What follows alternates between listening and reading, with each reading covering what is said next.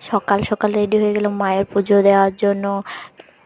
এই পুজো বৈশাখ মাসের প্রথম মঙ্গলবারে হয়, চণ্ডী মায়ের পুজো। বেরিয়ে পড়লাম পুজো দিতে সবাই মিলে। সকালে দেখো পুজো শুরু হয়ে গেছে অনেক আগে থেকে।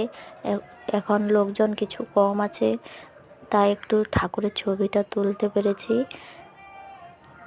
দেখো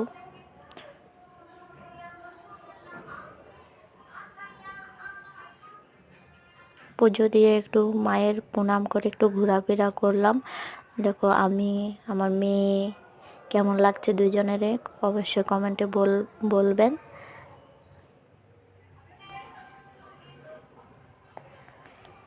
এই যে শিব বাবার পুজো শেষে। ভিডিওটা কেমন লাগলো অবশ্যই। আজকের জন্য এখানে টাটা।